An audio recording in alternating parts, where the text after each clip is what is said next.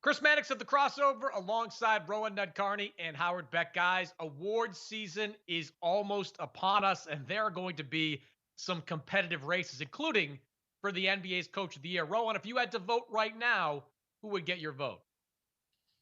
You know, Chris, I like to not be cliche when we do these videos. I don't like to reach for the low hanging fruit like you and Howard seem to love to do most of the time. So I'm going to go with kind of an off the board pick here and go with Steve Nash as my coach of the year. And I know what you're thinking, this guy's just coaching superstars. What's the big deal? Is his job really that hard? How about a first year coach who's had his three best players all healthy at the same time for only 7 games and less than 200 minutes for the whole season? That's how little time Kevin Durant, Kyrie Irving, and James Harden have actually played together this year. And the Nets are still first in the East. If the season ended today, they'd have the best offense in NBA history. I don't think we've really talked enough about the job Nash has done in Brooklyn, getting utility from guys like Bruce Brown, Nick Claxton, developing the role players on that team. I know everyone just looks at the star power in Brooklyn, but the truth is we might see their star trio, play more, get minutes together in the playoffs and the regular season. And I think Nash deserves a lot of credit for weathering a big midseason acquisition in Harden, all the moving pieces, the buyout guys coming in and out, etc. He's done a great job. And for them to be first in the East after all the movement there, I think is a testament to what they're building in Brooklyn. A great case, Rohan. I commend you for building a phenomenal case for Mr. Nash. And I think it's legit, frankly. But part of me for going for the cliched, low-hanging fruit, but the coach of the year, seemingly to me at least, is obvious. And it's Monty Williams of the Phoenix Suns.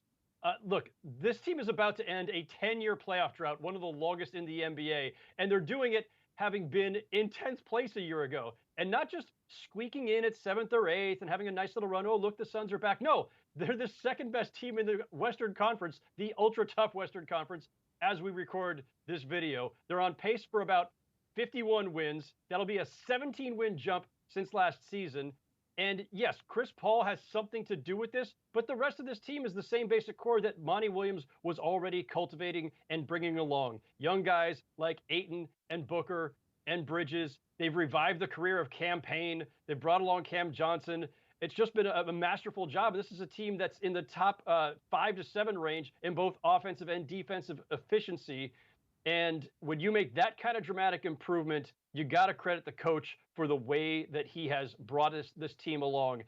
It's Chris Paul to an extent, but Monty Williams is the guy who deserves the credit here. Let me say this first.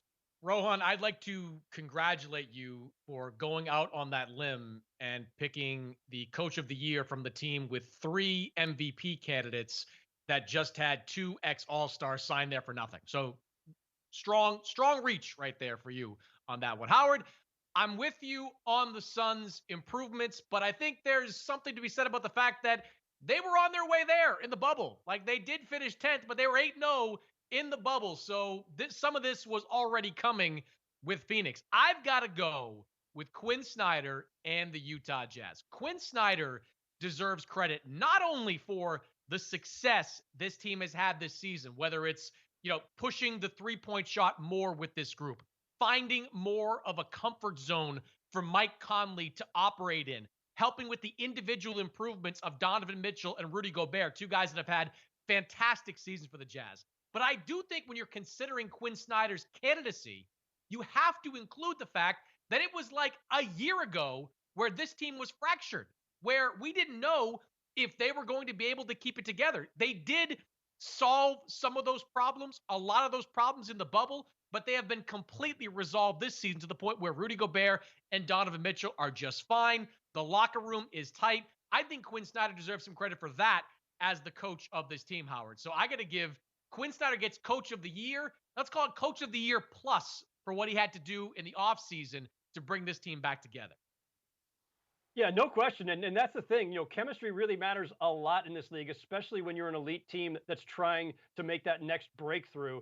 And that they have held that together, I think is commendable. I think a lot of that credit, too, goes to Donovan Mitchell and Rudy Gobert for being able to patch it up themselves. To your point about the bubble, though, Chris, okay, they were 8-0 in the bubble. It was the bubble. It was last year. It's not really about this season. Besides that, if you're going to say that, you actually helped my case because that's pre-Chris Paul, and that was still Monty Williams' coach. So I think we get more credit for Monty Williams having brought them along.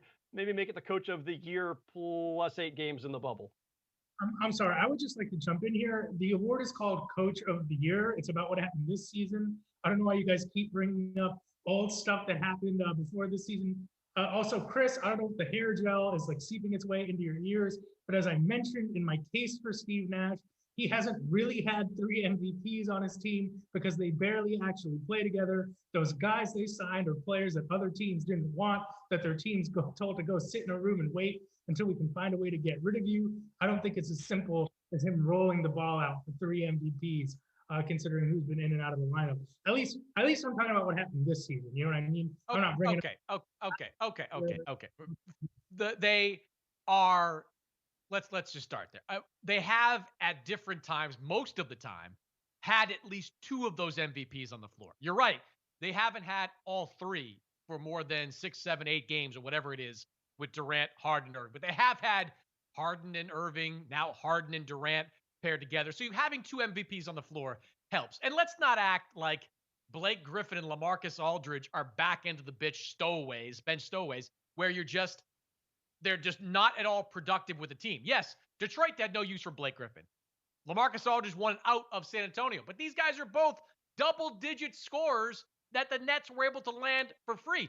I don't dismiss the job that Steve Nash has done because I have always said and written that coaching superstars is not easy. Coaching superstars, if it was easy, there'd be more than a handful of coaches with NBA championships over the last 20 years. But to pick Steve Nash as coach of the year over someone like Snyder or someone like Monty Williams, I just, given the talent that he's got to work with, I just can't make that stretch.